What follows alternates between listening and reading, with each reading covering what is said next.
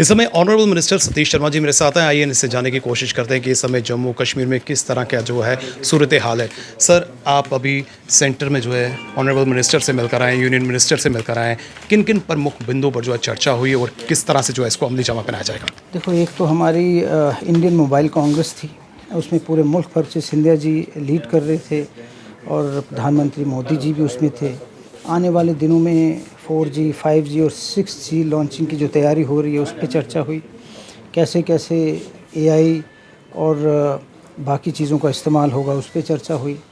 और उसके बाद हम माननीय स्पोर्ट्स मिनिस्टर साहब के पास भी थे। हमारे स्पोर्ट्स को लेकर बहुत सारे मुद्दे हैं।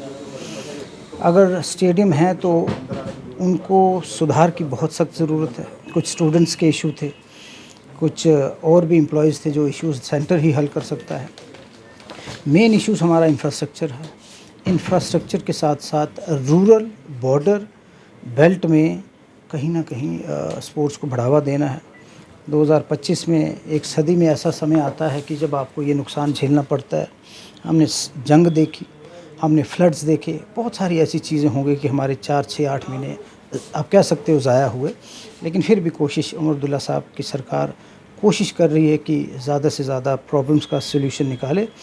स्पोर्ट्स मिनिस्टर साहब ने, माननीय मनसुख मांडविया जी ने हमें एश्योर किया कि जो बॉर्डर की पंचायत हैं, बॉर्डर एरिया है, वहाँ के लिए स्पेशल पैकेज, चाहे वो प्ले फील्ड्स है, चाहे प्ले ग्राउंड्स है, कुछ ऐसी वो पॉलिसी बनाने जा रहे हैं। आने वाले दिनों में रूरल स्पोर्ट्स को बढ़ावा मिलेगा और मुझे लगता है वहाँ से ज़्यादा खिलाड़ी निकल के आएंगे। आउटस्टैंडिंग स्पोर्ट्समैन की बात करें तो वो कहीं ना कहीं जद्दोजहद कर रहे हैं और कहीं ना कहीं सरकार से नाराज़ भी हैं। बिल्कुल, बहुत देर से उनका इशू, और मैं दिली तौर पे चाहता हूँ, ये 2-3 महकमे है, टेक्निकली देर वो सम उसमें कोई फ्लॉ है, लेकिन मेरी तो इच्छा थी 6-8 महीने पहले हो जाता, लेकिन उसमें थोड़ा सा डिले हमारे समय में जो पिछले 12-14 साल से भी है वो हुआ है। लेकिन उनको मैं यकीन दिलाता हूँ कि स्वयं मुख्यमंत्री साहब बहुत इंटरेस्टेड हैं कि कभी ना कभी कुछ चीज़ें टेक्निकली पॉलिटिक्स में आ जाती हैं, लेकिन हम बड़े पॉजिटिव लोग हैं। उनका भी जो स्पोर्ट्स के बच्चों का है, सो 12 वालों का जल्दी से जल्दी इसका कुछ हल निकलने जा रहा है। उमर सरकार का 1 साल जो है कंप्लीट होने वाला है, लेकिन कहीं ना कहीं जो है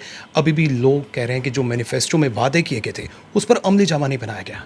देखो, ज़्यादा समय 6-8 महीने जब आपका जंग में, पोस्ट पहलगाम और बाढ़ में चले जाए, देखो प्रायोरिटीज़ कीप्स ऑन चेंजिंग। आज हमारी प्रायोरिटी है रोड को बहाल करना, जिनके घरों में पानी चला गया है उनको बचाना, बॉर्डर पे फेंसिंग का नुकसान है, अभी भी ऐसे इलाके हैं जहाँ कनेक्टिविटी नहीं हुई है। मुझे लगता है फोकस उस पर है।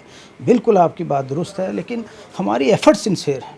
हमारी जो नीयत है वो हम लोगों के खादम बनकर लोगों की सेवा करेंगे, यही हमारी प्रायोरिटी है। अभी 4 साल से ज़्यादा समय बाकी है, लेकिन मुझे उम्मीद है कि 5 सालों में जो जो कमिटमेंट उनकी हुई है उनको हम पूरा करें। लेकिन कहीं ना कहीं जो है आरोप प्रत्यारोपों का सिलसिला जो है वो देखने को मिल रहा है।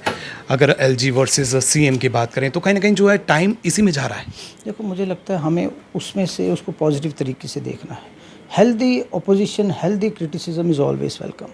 तो हमें एक अच्छे शहरी बनकर हेल्दी क्रिटिसिज्म होता रहे, उससे हम भी सीखते हैं। हमारी कमियां जो बताते हैं, अब मेरे क्षेत्र में कुछ पत्रकार हैं जो मेरी कमियां दिखाते हैं, मैं अप्रिशिएट करता हूं, उनका धन्यवाद भी करता हूं। जो चीज़ शायद मैं नहीं देख पाऊंगा वो बता रहे हैं, उसको सुनकर उस पर हल करना ही एक अच्छे नागरिक की निशानी है और एक सेवक की भी वही निशानी है। खोर की पर्टिकुलर बात करें, खोर की एक फैमिली जो है अपने बच्चे का बेसब्री से इंतजार कर रही है। जिस तरह से रशिया और यूक्रेन की बात करें जो वहाँ पर हमें देखने को मिल रहा है, तो कहीं ना कहीं जो है उन्हें मिसलीड करके आर्मी में जो है भर्ती करवाया गया। आप भी जो है मौके पर गए थे, तो कहाँ पर जो है कार्रवाई पहुंची? दिल्ली में कंसर्न्ड ऑफिसर्स के साथ बात भी हुई, रशियन एम्बेसी में भी बात हुई। टेक्निकली उसमें कुछ कमियां भी थी, लेकिन मैं उम्मीद करता हूं कि वो मदद करना चाहते हैं, दिल्ली मदद करना चाहती है, और जैसे जैसे उसमें कुछ डेवलपमेंट होगी हम आपको। आखिर में बसेस की बात करें या फिर राशन की बात करें, सिलेंडर्स की बात करें, कब जो है इन पर अमली जामा पहनाया जाएगा, कब हमें ग्राउंड पर देखने को मिलेगा? तो बसेस का एक हिस्टोरिक डिसीजन था जो ऑनरेबल CM साहब ने किया, हमारे डिपार्टमेंट ने भी इसमें सपोर्ट करी। और मुझे लगता है एक ही डिपार्टमेंट है, ट्रांसपोर्ट डिपार्टमेंट, जो हर महीने 2 करोड़ से ज़्यादा का लॉस झेल रहा है, but I will consider it as a public dividend. हमारा डिपार्टमेंट, हम मानेंगे अगर 15-16 लाख लोगों ने सवारी की है पिछले 5 महीनों में, अपने आप में अचीवमेंट है, लेकिन उसमें थोड़ी अमेंडमेंट की ज़रूरत है।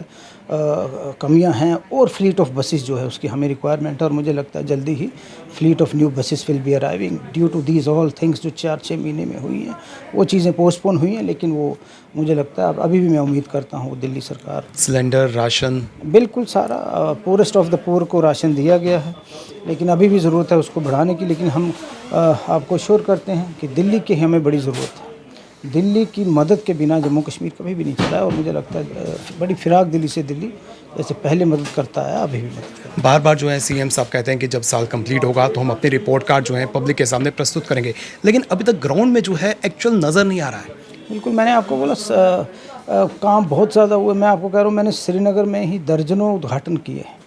वो जब रिपोर्ट कार्ड बनाएंगे उसमें चीज़ें आएंगी, लेकिन अब मान लो कि एक साल में अभी बहुत ज़्यादा तो नहीं हो सकता जो हमें विरासत में मिला।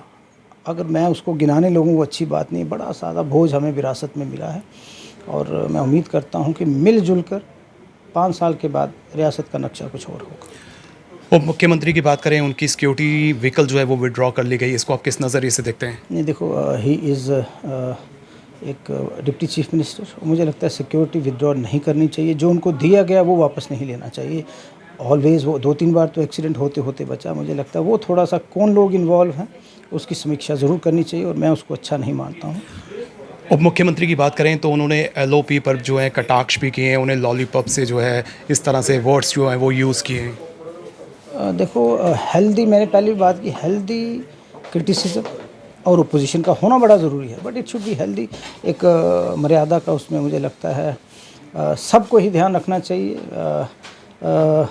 बाकी मीडिया ने उस चीज़ को कैसे दर्शाया, मैं खुद उसकी समीक्षा खुद करूँगा, क्या उन्होंने बोला है इस पर। ऑनेस्टली स्पीकिंग मैं अभी तक बैठकर देख भी नहीं पाया हूँ, क्योंकि समय की तंगी भी है, और मुझे लगता है हमें एक बड़ी पॉजिटिव ओपोजिशन और रूलिंग का रिश्ता बनाना चाहिए। आखिर में सतीश सर, जम्मू के लोगों को काफ़ी उम्मीदें हैं आपसे, क्या एश्योरेंस जो है आप उन्हें देना चाहते हैं? देखो, मैं पूरी सिंसियरिटी से काम कर रहा हूँ। अगर मैं 20 घंटे काम करता हूँ, मैं कोशिश करूँगा उनका खादम सेवक बनकर आगे भी काम करते रहेंगे, लेकिन अभी समय है। लेकिन मैं कोशिश करूँगा जो चीज़ें लंबी हो गई, प्रोलॉन्ग हो गई ड्यू टू अनअवॉइडेबल सर्कमस्टांसेस, चाहे वो बॉर्डर है, चाहे वो वॉर है, कुदरत ने भी अपना एक रोल प्ले किया है, और उस पर ज़ोर तो नहीं था, लेकिन कोशिश करेंगे आने वाले समय में और ज़्यादा मेहनत करेंगे। बहुत बहुत शुक्रिया सतीश सर, आपने हमें समय दिया। एक लंबे अंतराल के बाद जो है जम्मू कश्मीर में चुनाव हुए थे, और चुनाव होने के बाद जो है नेशनल कॉन्फ्रेंस सरकार जो है वो सत्ता में आई, और काफ़ी उम्मीदें जो हैं पॉपुलर गवर्नमेंट से। निसंदेह किसी तरह की जो है यहाँ पर परिस्थितियाँ हमें देखने को मिली, तो कहीं ना कहीं जो है टाइम की बात करें तो टाइम जो है वो कहीं ना कहीं जो है डाइवर्ट किया गया, टाइम जो है वो डिस्टर्ब हुआ, और कहीं ना कहीं जो परिस्थितियाँ हैं इस पर जो है अमली जामा पहनाने की कोशिश की जा रही है। और जो वादे नेशनल कॉन्फ्रेंस ने किए थे, जो वादे माननीय सतीश शर्मा जी ने किए थे, उनको ज़रूर जो है अमली जामा पहनाया जाएगा। फिलहाल करण सिंह और मुझे यानी कि रितेश गुप्ता को दीजिए इजाज़त, और आप देखते रहें एक्सेलशियर न्यूज़।